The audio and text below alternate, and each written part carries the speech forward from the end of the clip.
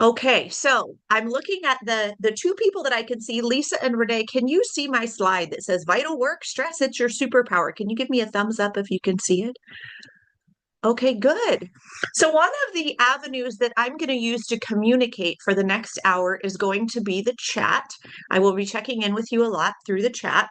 And one of the first things that I like to start any training experience with is what I call an arriving practice. And so we have all arrived here virtually in this virtual classroom together, but have we arrived mentally? Are you present? Are you focused? Are you engaged in this training experience? You are going to get the most out of this experience if you can mentally and emotionally arrive and just be here with me, present for the next hour. And so this arriving practice today is what I like to call permission slips. What do you give yourself permission to do, to not do, to say, to pay attention to think about, in order to be fully focused and present for the next hour? In other words, in order for you to be fully focused, present for the next hour, what do you give yourself permission to do? And so I want you to go to the chat and share your permission slip with me. What do you give yourself permission to do to be fully present? So I just let a few more people in. All we've started here today is an arriving practice. What do you give yourself permission to do, to say, to not think about in order to be fully present for this training experience today? And I'll share with you, gosh, what is my permission slip right now in this moment is I give myself permission to not worry about all the work and all the emails that have piled up all day because I've either been facilitating in a room with a group or I've been sitting in traffic all day. So I see some permission slips coming through. I'm giving myself permission to not worry about my email. I am also seeing permission slips. Yes, thank you, Renee. Renee's not going to answer the phone. Jill is also not going to answer the phone. Thank you for that. Not checking email or outside work, not checking or looking at email. Gosh, technology is a common permission slip here today. Thank you. Babs is going to take permission to close the office door. And so here's the thing. Permission slips are a behavior or a strategy of building trust with other people. And so when we pause long enough to say, I want to make sure I'm present and focused in the moment for this experience. And the experience might be a training experience like this, or it could be a difficult conversation that we have to have with our family, our colleague, our direct report. When we pause long enough to say, it's important for me to be present, so I give myself permission to let go of the email. I give myself permission to close my door. I give myself permission to not answer my phone. What we're essentially saying is that we care. And so permission slips are a strategy of building trust. And so I haven't told you much about myself today, and we're not here together for very long, but just a little bit so you know who I am. My name is Natalie Johnson. I am one of the founders of Vital Work. We are one of the awarded companies that works with one GPA, and we focus on culture transformation. So we work with teams and organizations to help empower you so you can create intentional culture. And so what we're focusing on today is a lot of the new science around stress. And so we have a lot of stress and change and demand in our life, especially in today's day and age. And what we know today is that we have been approaching stress all wrong. And so what I'm going to introduce you to today is how we can learn more about how we can effectively use our stress. And I'm going to teach you more about these new strategies around stress and stress management. But the first thing I want to hear, and maybe this is the second thing because we already did permission slips, is I want to hear about your stress. What is your biggest stressor in your life? Now, I don't want you to tell me what the stressor is. I don't even want you to go to the chat. What I want you to do instead is on your piece of paper next to you, I want you to take pen to paper and think about your biggest stressor in your life.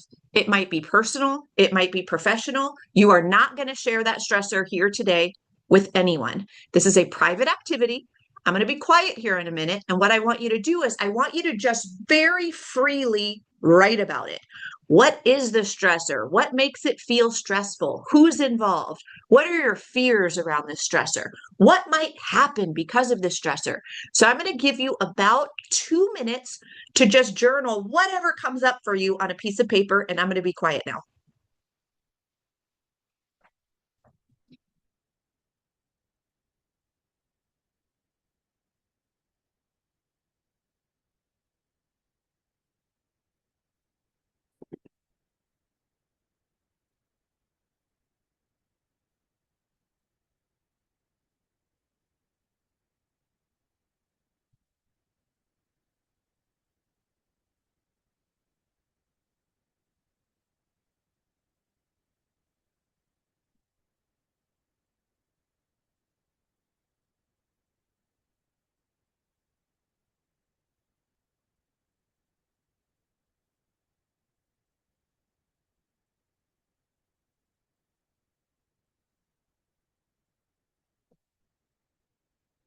And so we just had a person join us.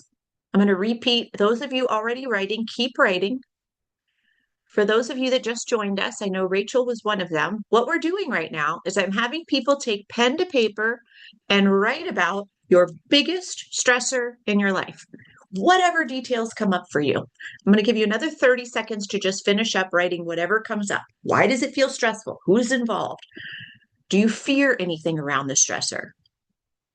How's this stressor impacting your life? How does it make you feel?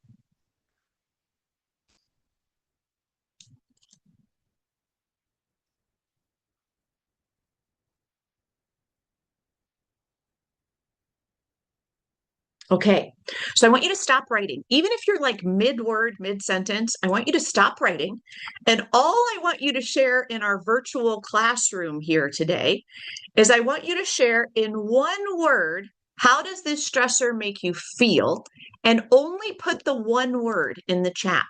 So you just thought about and you wrote about your biggest stressor in your life. In one word, how does that stressor make you feel?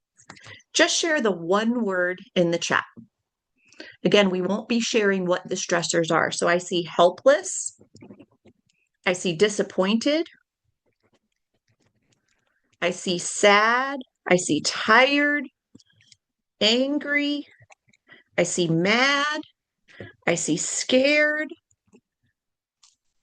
Oh, good one. I see heavy. I see stuck, heavy, stuck. I think we said tired, angry, mad, heavy, anxious, lots of anxious, disappointed. Ooh, self-conscious. Let me see if I missed any here. I might have missed. Did I get helpless? No, I got helpless. I'm writing these down if you can't tell. So here's what we've done so far today. I've just had you think about your biggest stressor in your life and reflect on it for a minute. And then in one word, how it makes you feel. So we all have stories in our head about why we do and don't do things in our life. And our story predicts our behavior. In other words, right now, our story collectively in this room here today, our virtual room, is that my biggest stressor in my life makes me feel helpless, disappointed, sad, tired, angry, mad, scared, heavy, stuck, self-conscious, and helpless. And so we've got a theme going there now. And our theme, oh, I'm adding overwhelmed. I saw that one pop up.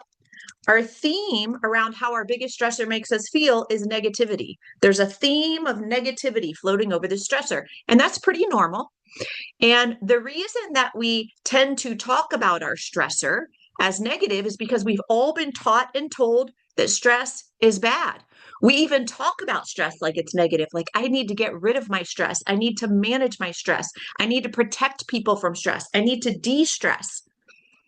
But a question for all of you, and I'm looking at the people that I can see on video, did you know, and you can shake your head yes or no, did you know that stress could be good? That it doesn't have to be negative. So, oh, this is good. I have one person doing this and I have one person doing this. So, Lisa Goodman, you shook your head. Yes, you know the stress could be good. Could you give me an example of a stress that might be considered good or positive? Sorry, I had to find my speaker. Okay. When I get stressed about being able to do something or not do something, it motivates me to do it better than I thought I could and to prove myself. So that's how stress is good. Yes, thank you so much. So maybe something becomes stressful because there's a deadline, or maybe it's stressful because I didn't do good the first time around. So it's actually that stressor that forces me to bring my best, because in some circumstances, if I want to do better, or I need to pull it together quickly because there's a deadline, it is that stressor of the deadline that makes me bring my focus, bring my energy, and like get stuff done. And so there's also stress that exists in sport or in the physical body. Stress on the muscle makes it stronger. It's actually the only way you can get stronger. Stress on the heart through exercise makes it bigger, makes it stronger. And so here's what we know about stress. We've always known that there's a possibility that stress can cause negative things like a decrease in performance. It can make me feel overwhelmed. Stress can impact my performance and my health negatively. We've even heard that stress can kill us. But yet, intuitively, if we pause to really think about it, we actually do see, well, there are some circumstances where maybe stress is a good thing. Maybe it's stress that helped me win that race. Maybe it's stress that made me help me train for the race. Maybe it's stress that made me pull my stuff together so I could get stuff done. There are circumstances where stress can be good. And so here's the thing. We've all been taught and told of the negative consequences of stress, but the truth is, and what we know today around stress management and research, is that stress is our only pathway, one and only pathway to resilience. That's it. There's no other way to get stronger. There's no other way to get better. And when I say stronger and better, I mean there's no other way to get physically better than to expose your body to stress. There's no other way to get emotionally better than to expose yourself to emotional things that are difficult. There's no other way to get more focused and mentally focused than to expose ourselves to unfocus. And so stress is actually the doorway to creating strength and resilience. And so what we've done up until this point or recently around stress management is we've tried to kind of avoid it. Like, get that stress out of there. Let's decrease it. Let's get rid of it. But what we should have been doing all along is actually take the stress and lean into it, use it, harness it, so we can harness it to help us and not hurt us. And it's up to us to figure out, how do I take this really difficult thing that right now makes me feel tired and angry and helpless and overwhelmed, and have that thing help me? And so the way we do that is through the strategies that I'm going to be teaching you today. And so this is pretty fast paced. I only get about an hour with you, but I want to introduce you in real time to some strategies that can help you harness your stress. And so I'm going to have you reflect on that stressor that you wrote about. Again, you won't share it, but I'm going to have you reflect on that as we go through the strategies today. And so our first strategy is to create our internal navigation system. So just like a map, or just like GPS in your car and your phone, in a navigation system, we need to create the destination. Where am I going? What's my North Star? What am I shooting for? And then we also need to take a step back and say, okay, but where am I now? So I can get a clearer picture of what the journey looks like. We create our internal navigation system by first identifying the North Star, the destination. And the North Star and destination is a vision of you as your best self. And so when you show up as the best version of yourself, whether you're in a formal leadership role or not, how do you lead? How do you treat other people? When you are the best version of you, how are you communicating? How do you show character? What emotions are showing up when you are your best self? When you're facing adversity and high demand and things that feel really negative in the world, how does best self ideally show up in response to that adversity? What personal values show up? How would others describe me? So this activity today is not for you to answer all these questions. What I want you to do is just consider these questions. And I want you to come up with a vision in your head of you showing up as your best self in your life. And I want you to go to well, let's do this first. I want you to write down on your piece of paper 3 or 4 words that describe you as the best version of yourself. And then after you write them down on your paper, go to the chat and share them with the rest of us. So we're sharing our 3 or 4 words that describe best self. I'm doing mine as well.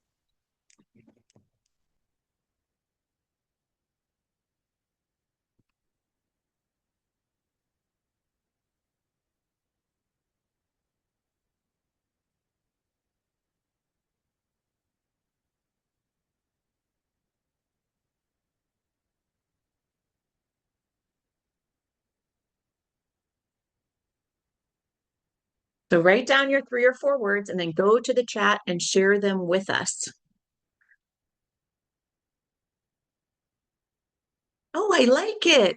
What a good first one. Big heart. I love it. I can visualize it. That feels like, gosh, big heart is compassion. It is a good listener. Boy, oh wow, Babs is a miracle worker when she's their best self. These are great. I am energized, focused, creative, and present. That's my 4 words. When I am the best version of myself, energized, focused, creative, and present, insightful, caring, and organized. Renee is helpful and caring. A lot of you are organized as your best self. My husband would not be surprised that one of my words is not organized. I don't mind my messy self. Confident and present, smart, tenacious, strong, honest, kind, supportive. Yes, these are amazing. So I want you to keep these words close by. These are your best self words. And here's the thing. When we are facing high demand in our life, when we are in the middle of that big stressor, we naturally, as human beings, tend to react to it. In other words, if I'm feeling stuck, I act stuck. If I feel heavy, I act heavy. If I feel helpless, I act helpless. If I feel overwhelmed, I act overwhelmed. That is part of the human condition. That is part of, I feel a high negative energy emotion. The brain perceives that as threat, and the brain tells us, go, go, go, go, go, react. So when I feel overwhelmed by my stressor, I act overwhelmed. Now, that doesn't mean I can't do my job or I can't get things done. But what it does mean is it makes it really difficult, probably impossible for best self to show up. So I can go to my to-do list. I can check it. I can start getting some stuff done. But for me, I am not my most creative. I am not my most present. I am not my most collaborative. And so what we do around best self is we need to create a vision. Let's visualize what best self looks like. And now let's train the brain on that. And so training of the brain means I need to think about it. I need to write about it. I need to summarize with 3 or 4 words about it. Now I need to share the 3 or 4 words with a group. And so one of the best things that we can do in our first strategy in harnessing our stress is train the brain on the vision of you as your best self. And that means maybe when we get off here today, take a Post-it, write your 3 or 4 words and put it on your mirror, put it on your laptop.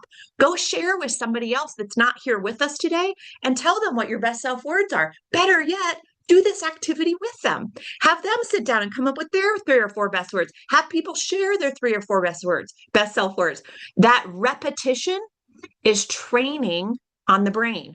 And so what happens then over time, if we train the brain on best self, is in those moments where I'm facing that big stressor and I feel angry and I want to act angry, what will happen is a thought will come into our head that will say, but what would best self do? And so instead of being angry and acting angry, I might pause for a minute and say, being quiet would actually be helpful here instead of yelling at this person. Anger isn't going to help me. What would actually help me in this moment is if I took a break and came back. What might help me in this moment is if I shared this experience with someone else so I can speak to it out loud. And so when we train our brain on best self, it trains the brain that there's another option. You don't have to be reactive when you're facing stress and high demand. What you can do is pause and think about, in this moment, as I'm facing this stressor, what does creative look like? Because creative is one of my best self words. What does focused look like in this moment where I'm feeling angry or overwhelmed?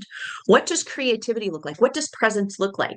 And so one of the best things that you can do around best self is train your brain, create repetition around it. And so your best self vision is that destination. where we're going. We're shooting for best self in our life. But what's important now is we need to figure out, where am I right now, though? So we have our destination, our North Star. Now I'm going to step back and look at, okay, but over the last 3 months in my life, what percentage of time has best self actually shown up in my life? Has best self been here 100% of the time? Maybe best self has been here 10% of the time.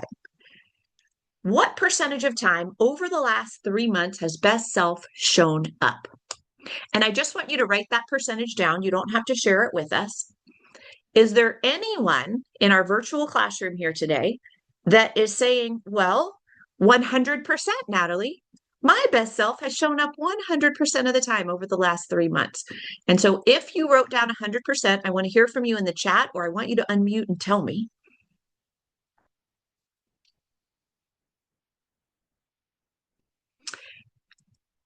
And I haven't heard from anyone yet, but if you didn't put 100% down, just know that that's not the expectation.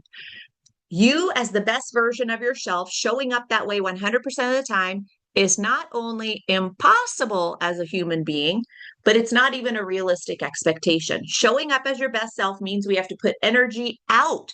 It requires energy out, and we can't put energy out all of the time. We, as human beings, we need recovery. And so maybe your percentage of time that you're showing up as best self, it's not 100%, maybe it's 50%, but you would like it to be 60%, maybe just a little bit higher. One of the main things that we need to do to protect our best self, to protect our energy, is begin to create some boundaries in our life to protect that energy. And so I want you to write down and think about, who are the people and things in your life that deserve best self from you. And I'll give you a moment to do that.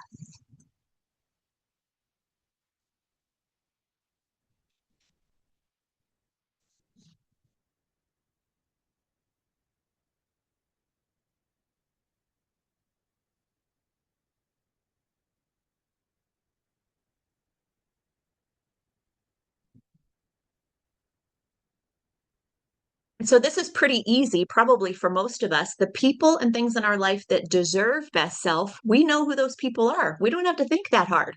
For me, it's my husband, it's my 2 sons, it's my dog. Her name is Leia. She's my daughter dog. She's around here somewhere. It's my clients. It's all of you. It's all of you here in this virtual room. People are like, you deserve me showing up as my best self and showing up in a way that we can create a great experience together. And so there are people and things in our life that deserve best self. However, are they getting it? Are the people and things in your life that deserve best self getting best self? Or is there maybe an opportunity for improvement? So I can think about different times in my life where I'm giving so much energy and so much creativity and so much work, and some of that is best self, to work, that when I get home from work, my husband, my boys, my dog, they're not getting best self. I got no gas left. I got no energy left. And it's difficult for best self to show up, but they'll understand, right? And so even though they deserve best self, I'm not giving it to them. And that doesn't make me feel good. And so in order to divert some energy towards the people and things that matter, we need to create some boundaries around our energy. We need to protect our energy. If we don't protect our energy, people will come and steal it from us. And a lot of times, those people are not on our list of the people and things that deserve best self. So I want to hear from all of you again. Where in your life, at work or at home, could you create a boundary that would allow best self to show up more for the people and things that matter? So what would that boundary look like? If I were to create a boundary in my life to protect some of my energy so that when I get home from work, I can be best self for my boys, for my husband, for my dog, a little bit more, what might that boundary be? And so I want to hear from you in the chat. What is that boundary? What would help you protect energy?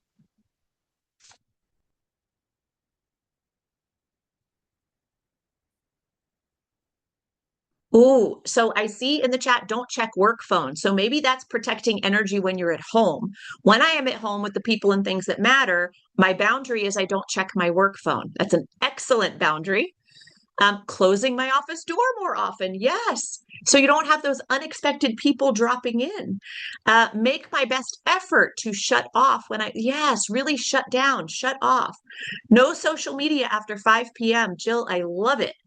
And so this is kind of common sense, but is it common practice? And what's important to know is that when we begin to establish boundaries that protect our energy, it's now contributing to the culture around us. And our culture might be the culture at home with my husband and my boys, that I'm not going to look at my work phone. That's going to have an impact on them. They're going to notice that. They're going to feel that best self energy as well. When I do things at work, like when someone calls me or messages me by email at 7 o'clock at night, I don't respond until the next morning when I get to work. We train people what to expect. Do any of you know who the people are in your life that if you text them or email them, they get back to you like that? They always get right back to you.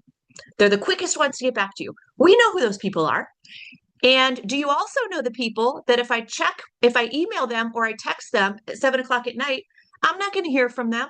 I won't hear from them until tomorrow because they don't respond to work at night. I for sure know those people. So we train people what to expect, and that has a big impact on our culture. What's okay, what's not okay, what's expected. And we can retrain people on what to expect. So having boundaries that protect our energy help us move towards becoming best self more often, especially for the people and the things that matter most. And so plugging into your best self vision is a powerful motivator for behavior change. In other words, if you want to be better at work and in life, it's more powerful to plug into how could I get best self to show up more for people and things that matter? That's a powerful motivator for us, more powerful than just trying to be healthier or doing things right. And so it's important, again, after you leave here today, that we are training our brain on best self. Reread those words, share them with others. So our first strategy is best self vision, creating clarity around best self. Second strategy is types of stress. So I'm going to introduce you to 3 types of stress today. As I define each kind of stress for you, I want you to write down what I'm saying, take some notes, but also write down your own stressors. So, for example, our first type of stress is called normal stress. Normal stress is expected stress. It is the normal stress of the day. It is your day to day demands. It is what you're expecting to do every day. And your normal stress does not make you more resilient. Normal stress maintains your current resiliency capacity. So, normal stress is really just the demands of the day. And not everyone's normal stress is the same. So, for me, I tend to work out of a home office, or I'm in an airplane, or I'm in a hotel, or I'm at a work site working with our clients, facilitating workshops and keynotes and conversations. So, my normal stress is there's a canceled flight. My flight is delayed. I'm not going to be able to get there. Like that might feel really stressful for some people, but that's almost like my daily life. That's my normal stress. Normal stress could also be traffic. It could be anything I'm doing with my kids or my family. It could be cooking the meals for the day, planning the meals for the day. Normal stress could be trying to fit in a workout for the day. So I just want you to take a moment. I'm going to be quiet and I want you to write down what some of your normal stressors are.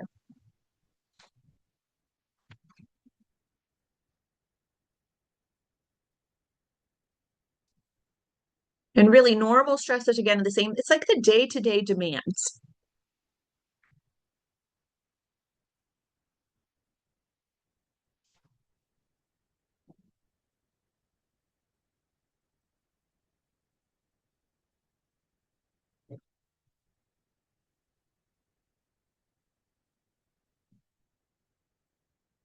And so, things to remember about normal stress: maintains your current resiliency capacity. And these are the expected demands of the day, expected stress. So, that's the first type of stress. The second type of stress is called training stress. Training stress is more than the norm. Training stress can be expected and planned or completely unexpected. And here's what's most important. Training stress is your doorway to resilience. Training stress makes you better, makes you stronger, makes you more resilient. And so we've already mentioned how exercise is stress on the body. It makes you stronger. It gives you more cardiorespiratory capacity. It makes us better, especially if you're doing exercise that's a little uncomfortable, like really stressful. So we have physical training stress, but we also have emotional training stress. So what might be an example, and you can share in the chat, of something that you want to do in your life? You want to get better at it, but the thing you want to do makes you really anxious, maybe a little bit scared, but you're going to do it anyway because you want to get better at it. So when I go do this thing on purpose in my life, ooh, it makes me anxious. I get really nervous, but I'm going to make myself do it because if I do it, I'll get better at it. What would be an example of that?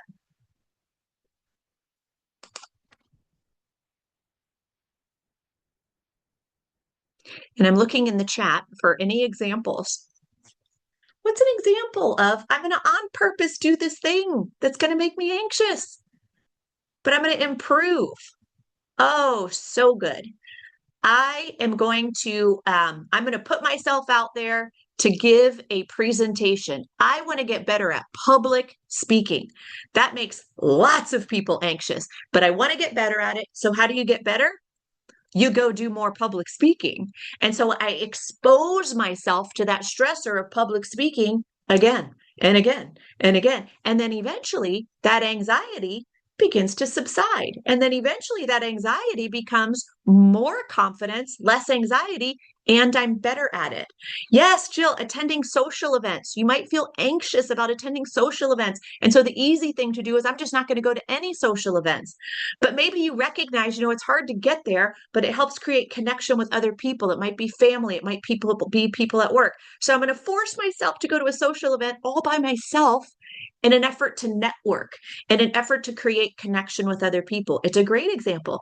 Today's training with me, talking about harnessing stress. This might be training stress for you. I bet all of you have a lot of stuff you could be doing right now. I bet it feels a little stressful to take a break and come here. I bet some of you are not feeling real great about not looking at your phone or answering your phone or checking your email. But I'm going to work my way through that discomfort of paying attention and not touching that because I am here to learn. So that is expanding mental capacity. So emotional capacity would be I'm going to learn to public speak. Mental capacity, I'm going to go back to school. I'm going to go to a workshop. I'm going to get a new certificate. Large crowds, I see that, Renee. And so how do you get more comfortable around large crowds? Well, I got to go be around crowds maybe a little bit at a time and expose myself to that stress. And so training stress increases your resiliency capacity. It makes us stronger. It makes us better. And training stress can be planned, like we just mentioned, or it can be not planned. And that will make sense here in a minute. So finally, our third type of stress, which is the one that we all know and we're familiar with, is called excessive stress. Excessive stress is beyond our capacity. Excessive stress makes us less resilient. Excessive stress decreases performance. Excessive stress has a negative impact on our health. This is the stress that we're all used to talking about. And here's what's most important about excessive stress. Make sure you write this part down. There are two types of excessive stress. Type number one is called chronic excessive stress. Chronic excessive stress is your normal stress when you haven't recovered. So I get up in the morning and I go from one meeting to the next, to the classroom, to the next meeting, to a parent conference, to a Zoom meeting, to pickup schedule after work, and I don't take any recovery. I don't take any breaks. So although it was very expected that I had to go to work and have meetings, it was very expected I had a carpool after work. It feels completely overwhelming by about 3:00 because I haven't taken a break all day. And so your normal expected stress unexpectedly will transition into excessive stress if you don't get recovery. And when I'm talking about recovery, I'm just talking about mental, emotional, even physical recovery, things we do throughout the day to regain our energy, things we do throughout the day that provide us with a bit of a reset, things we do throughout the day that allow us to feel a little bit more calm instead of go, go, go, go all the time. So again, first type of excessive stress, chronic excessive stress, it's your normal stress, but you haven't recovered. And so it turns into excessive stress. I experience excessive chronic stress when I don't pay attention to my calendar and I wake up in the morning and I look at my calendar and I have back-to-back meetings from 9 to 4 through lunchtime, through like there's no space in between. Chronic stress, excessive chronic stress happens by meeting like 3 for me. And so I need to make sure I'm getting recovery. Maybe I don't schedule that way or I incorporate recovery. Okay. Second type of excessive stress is called excessive acute stress. Excessive acute stress are the unexpected big events that just land in our lap. It's the very stressful things that happen in our life unexpectedly. So it might be loss in our life. I lost a job, lost health, lost relationship, lost a person. But it could also be happy things or things that should be happy, like the birth of a baby. That should be a happy thing. But lots of people like myself are completely overwhelmed at what it's like to have a newborn at home. Like that is excessive acute stress. Who knew this would be the hardest thing I'd ever do in my life?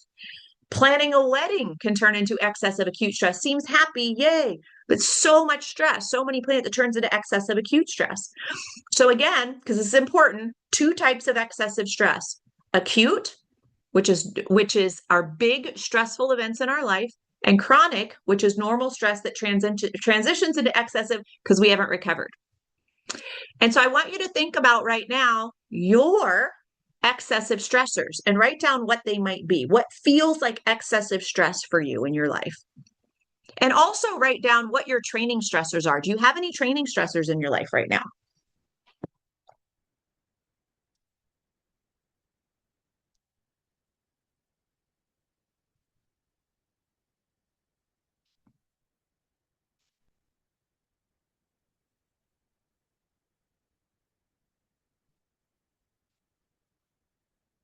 Okay, so this second strategy around how we harness our stress to help us is to identify the type of stress you are experiencing. So, question for you: how is it helpful to categorize your own stressors? We just reviewed there's 3 types. We got normal, training, and excessive. And what I'm saying is that is a strategy to help you harness your stress. So, just on what you've experienced so far today, how is this even helpful to categorize your stress? And you can unmute and share with me, or you can go to the chat and share with me how it feels helpful. So if I'm feeling really stressed and I can label it, that's excessive stress and it's excessive chronic. Or gosh, this stress feels really stressful, but it should be my normal stress. How is it helpful for me to name the type of stress I'm experiencing?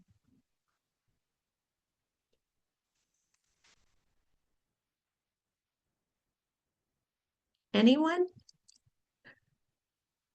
Thank you, Lisa. Gives us coping mechanisms.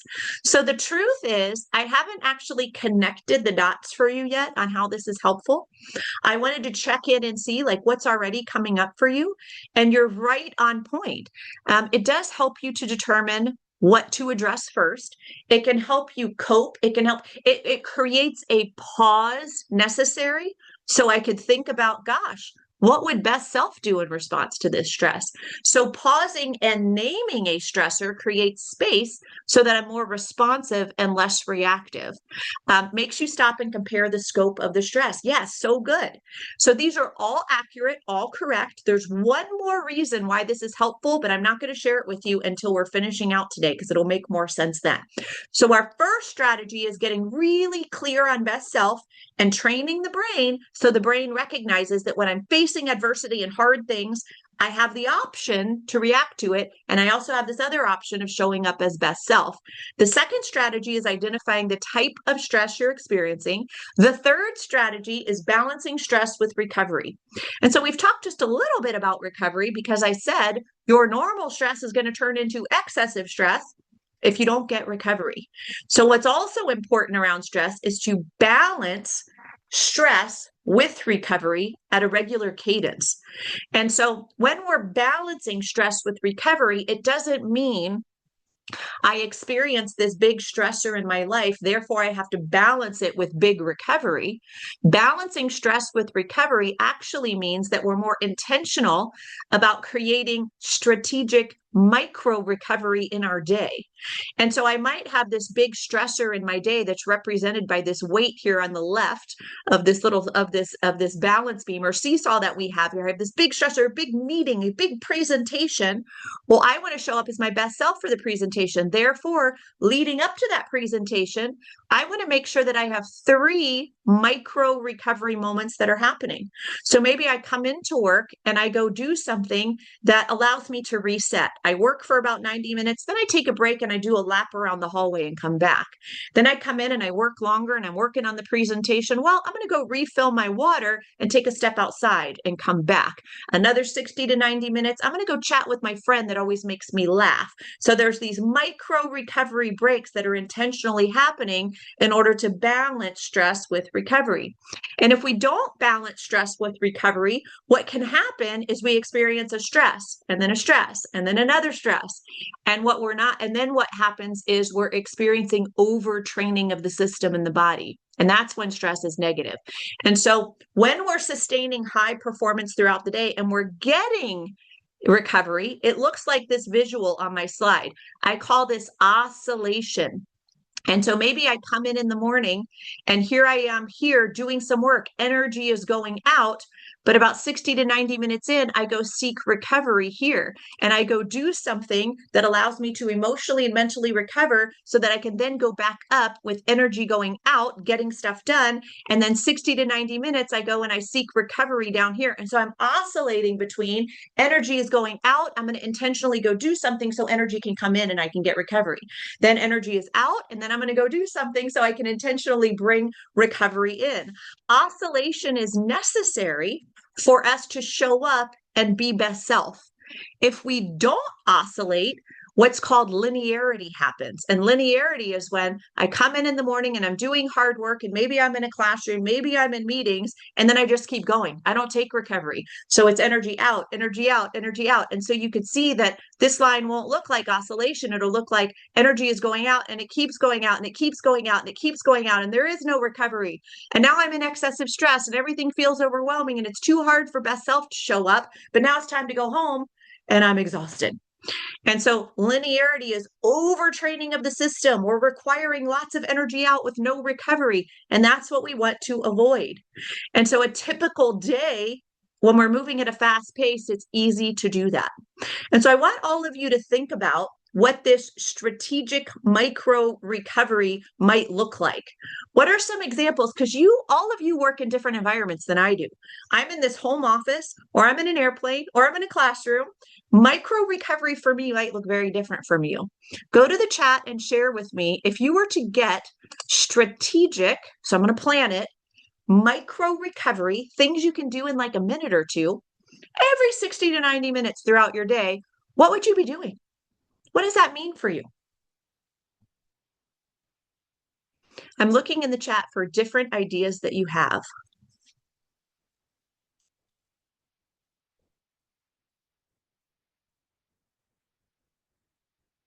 Yes, music.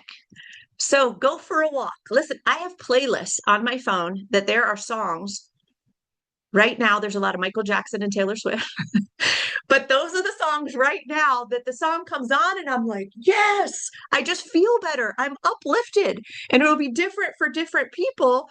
But music is a great one. Yes, stand up and shake it out. So I'm going to say, I don't know if it's Latanya or Latona. I'm going to say Latona because it looks like Latona. I'm shaking it out right now, right here for you. Shaking it out. And it feels silly, but it shifts our mental and emotional energy. It provides us with emotional and mental energy recovery. Any kind of movement is energy out, but it's mental and emotional energy in. I will pet my dog. I will go for a walk. Yes, Jill, I also will do push-ups. How about practicing gratitude? And so gratitude can be done in lots of different ways, and it can be done quickly. So I want all of you to take pen to paper again. And I want you to write down right now, who are the people and things you are grateful for today? Go. Who are the people and things you are grateful for today?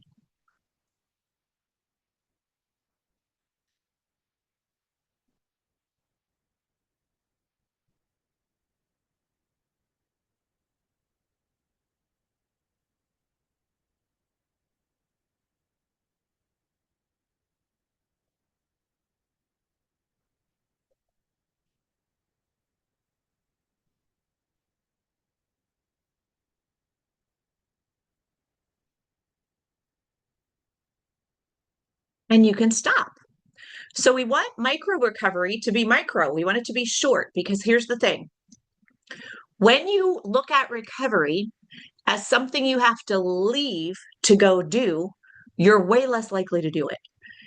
I started my career working with athletes, and my job was to get athletes to sustain their highest level of performance when everything's going wrong.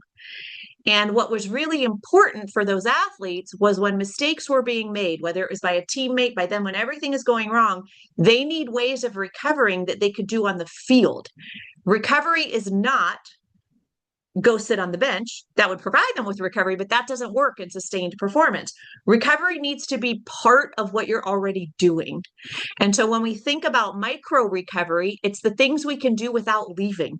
It's the things we can do that take just a minute or two. And so saying that's going to take too long, that won't happen because it only takes a minute or two.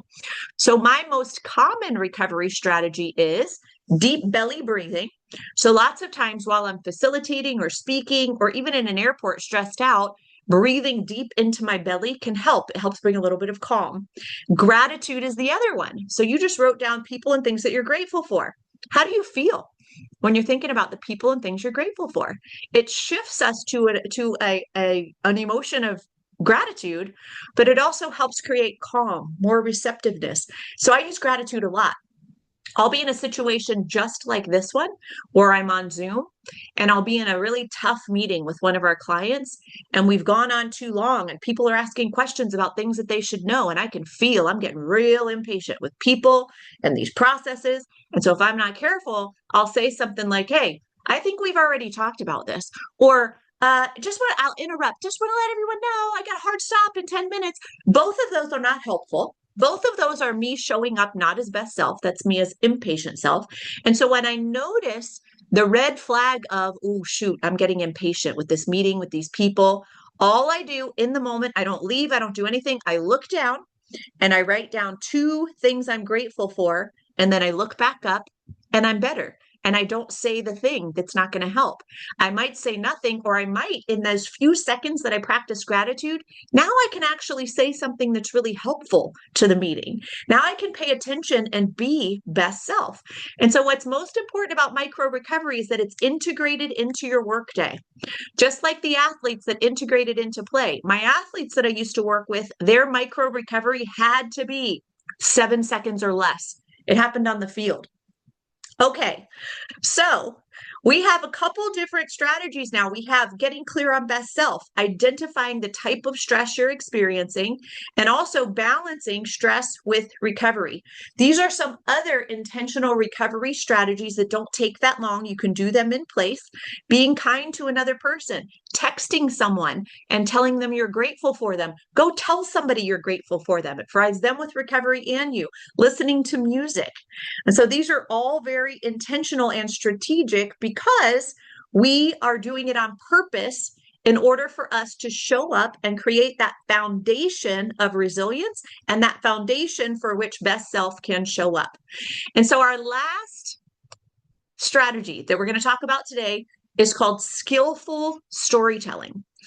And so I have this amazing opportunity. So I've been working in skillful storytelling my whole life. We called it skillful storytelling in sport. And by the way, I worked in sport like 30 years ago. It was forever ago. I noticed really quickly that all the things I do with athletes can be done with everyone who's not an athlete just as well. So in sport, we call it skillful storytelling. In my coaching work, we call this cognitive reframing. And then I have this amazing opportunity where I get to work with Dr. Brene Brown. And if any of you know who she is a researcher out of the University of Houston. She's written some amazing best-selling books, Dare to Lead. And the work that I do with her is I teach her research on courage and leadership. It's called the Dare to Lead training. And what we know about the 4 skill sets of courage and leadership is that these are 4 skill sets that are teachable, they are observable, and they are measurable. And the 4th skill set of courage that came out of Brene's research is called learning to rise. Learning to rise is the same thing as skillful storytelling. And skillful storytelling, same thing as cognitive reframing. It's us taking a moment to identify the story we're telling ourselves about a situation and then making a decision. Is the story I'm telling myself right now helping me, or is it actually hurting me? Is the story I'm telling myself allowing best self to show up in this situation, or is the story I'm telling myself shutting down best self? And so what we discovered at the beginning of today is that we all have a collective story around our biggest stressor in our life. And our biggest stressor in our life 45 minutes ago or so was my biggest stressor in my life makes me feel helpless and overwhelmed and disappointed and sad and tired and angry and scared. And if we stick with that story, so I feel scared, so I act scared, it makes it really hard for best self to show up, and the door of resilience stays closed. And so most of us have probably experienced a difficult thing in our life. We've experienced loss in some capacity in our life to a pretty significant extent. And so maybe we've experienced something really horrible in our life and it's in the past and it was really difficult to get through. Maybe you even say that's the hardest thing I've ever done. But a year or two later, we can typically look back and say, boy, that was hard. But I can tell it made me stronger. I am a better person today because I did that. I went through that. Or it might even be a story of, man, if I got through that, I can get through anything. And so we do get to resilience in stress typically, but what we don't do well is get to it quickly. We have an opportunity to walk through the door of resilience if we can learn to skillfully retell our story around our stress. And so what that looks like is it's cognitive reframing, but it means that we choose on purpose to skillfully retell the story. And so skillful storytelling is choosing to reframe the story. It means that it's a different way of looking at a stressor and creating a different meaning. And I'm doing it on purpose because I want best self to show up and I want to walk through the door of resilience now, not years from now. It means that your physiological response to stress actually doesn't even depend on the stressor. It depends on the story you tell yourself. So you experience a stressor in your life and you can tell yourself different stories about it. So for example, gosh, I can give you lots of examples. I'll give you a tough one. My father passed away somewhat recently. He passed away at Thanksgiving, and it was this really tough, long journey. And it was really hard when he passed away. And during that time around Thanksgiving, especially September, October, November, December, it felt very stressful. And if you were to ask me very reactively, what does that feel like? Well, it makes me sad. My biggest stressor in my life makes me sad. Today, if I think about that stressor and I think about, is that story of my father died and it makes me really sad, allowing best self to show up, is it allowing me to walk through the door of resilience? It's not. It's helping me sit with the sadness and maybe helping me grieve, but there's another story I can tell. And so the other story might be, I'm going to choose to focus on some facts. And some of those facts are things like, during the time when my dad got really sick, I saw him a lot. and we had some amazing conversations, and we connected at a deeper level than we ever have. I also had this connection with my mom that has carried through until today. I also have become closer to my sister. We're a much closer knit family. I can even feel in my body that my emotions are changing. Yes, that is something sad and difficult that happened, but it's me that decides which part of the story I'm going to choose to focus on. And so if I focus on I'm sad. It's really hard. My dad passed away. There's a stress response that will happen in the body because I just told my body it's a negative thing. There's threat. There's something bad that has happened. But if I look and choose to look at a different story, more often than not, that boy, there was opportunity, there was relationships, there was a closeness, there really was growth that happened. The fight or flight response doesn't even happen in my body because I shared a story with my brain that was this is no threat. This is an opportunity for growth. And so you can have the same stressor, you can have a different meaning to have a different response and a different outcome. And so the last thing I want to share with you today is that this skillful storytelling skill set is really difficult to do. It's not an easy thing to do. And it might sound familiar to you, or it might even feel easy, like, just reframe it, but it's more than that. And I had a really difficult time even remembering to do this in my life, whether I was facing the stressor of back-to-back meetings with no break or losing something in my life. I always forgot to do it for myself. And I had an experience a few years ago that's helped me a lot. Helped me a lot to remember to check in on my story and learn to retell it better so that I could walk through the door of resilience sooner. And so I live in Sarasota, Florida. I'm about an hour south of the Moffitt Cancer Institute. It's located in Tampa. Coincidentally, my dad recently passed at the Cancer Institute. But about 6 years ago, we had been doing work with them. We had trained some of their clinicians. We had done some team training. We had done some leadership development. And they called me and they said, Natalie, we want you to come and do some work with us again. But this time it's going to be different. This time, we don't want you working with our employees and our leaders. We want you to come and speak at an event that we're doing for our patients. And so we're doing a really nice formal event. We're going to have live music. We're going to have physicians and researchers flying in from all over the place. We're going to have a really nice dinner. And we want you to be the person that ends the night with a keynote. And what's important for you to know is that our audience is going to be our patients. We don't know how many will show up, and we're only inviting very specific patients. We're inviting the patients that have a diagnosis of terminal. And so the people we're inviting are planning for the end of their life, and we want to provide them with something really special. And we don't know how many will come. And I immediately, very reactively said, nope, that's not my area of expertise. I work with athletes and high performers and leaders and sustaining high performance, and that's not my area of expertise. And I walked away from it. And I talked to my business partner about it later, and she said, Natalie, do you think that this might be an opportunity for you to learn?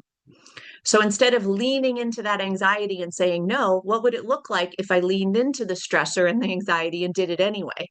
Maybe I could find an opportunity to learn. And so I ultimately said yes. I showed up that night. The room was packed because we forgot to account for the caregivers that were going to be present. There were people in pretty poor physical condition, but then others that looked perfectly healthy. But they were crowded into the room. And I was very nervous and we were running late, which didn't help my anxiety. And I asked all of them what I asked you at the beginning of this session. I said, what is your biggest stressor in your life? And I thought I knew. I thought they're going to say cancer. Of course they're going to say cancer. I just knew that's what they were going to say. And not one of them said cancer. When I asked them, what is your biggest stressor in your life? They said cancer is difficult. But my biggest stressor in my life is I'm planning for the end of my life. The end is near and I'm planning for it, and it is highly stressful. And I let a lot of them share what was stressful about that. And then I said, is there anything that you have learned on this journey towards the end that has been helpful for you in your life, or anything you would like to share? And to my surprise, they all wanted to share. And I had people who couldn't even walk very well, and they wanted to come up front and they wanted my microphone, and they shared stories that sounded like if I wasn't on this journey to the end, I would have never found my purpose in life. I have a purpose in life and I live it every single day now. If I wasn't on this journey, I would have never led a life I could be proud of. I used to focus on all the wrong things, and I was a terrible example to my children. I am an amazing example to my children every day now. If I wasn't on this journey to the end, I would have never healed that relationship. And they talked about relationships with siblings and mothers and fathers. They pointed out people in the room and said, if I wasn't on this journey, I would have not met this person. And they cried and they talked about the relationship they developed. My work that night, I'll call it work, that was it. I asked a question. Have you learned anything on your journey? My entire hour was their stories of inspiration, their stories of growth, their stories of resilience, their stories of how being terminal with cancer was a gift that was brought to them. And even now, and I tell this story a lot, I get goosebumps because I was in the room with them. And it has been such an amazing reminder for me to think about all these little stressful things in my life and even the big things. If they could show up and find the resilience that quickly and that easily in the room, then I can certainly do the same. And so, what has happened for me personally over the years is I've now got these questions that pop in my head when I'm feeling irritated, when I'm feeling anxious, when I'm feeling sad. I ask myself questions that lead me down that path to resilience. And so, those questions are like these: Has this stressor taught me anything? Does it allow me to help others? Will it help me be more will it help me be more emotionally resilient in the future? Yes, it feels hard right now, but will this help me with resilience in the future? Does it allow me to connect with others? Does this stressor allow me to show up as a good example? Can I show up in a more meaningful way? What would best self do? How would best self show up? And so I just want you to pause and consider these questions. You don't have to respond to all of them, but again, take pen to paper, consider your stressor, and maybe pick like two or three of these questions to respond to. And I'm going to be quiet.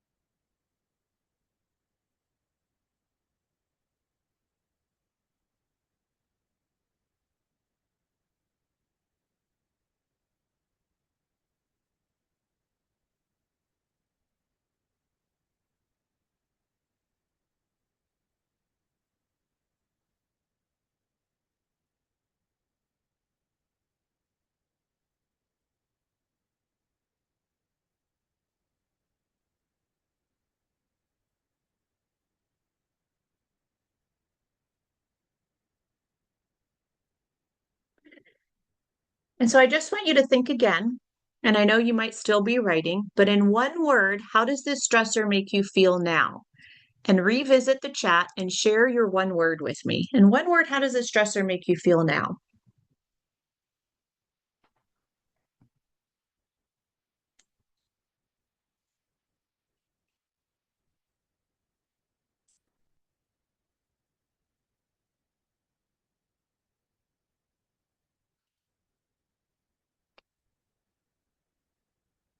I see optimistic.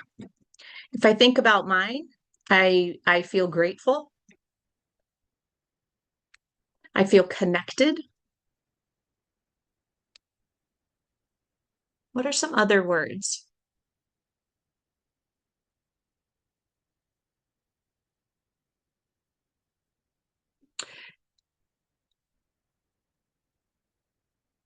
And it might be tough because it's just one word. And I know we're running out of time here. I see hopeful coming through.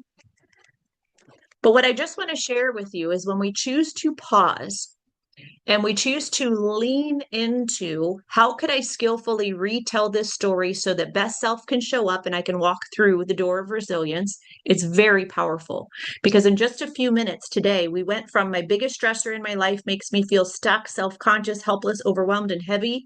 In a matter of moments, the stressor hasn't changed, but my stressor now makes me feel optimistic, grateful, connected, and hopeful.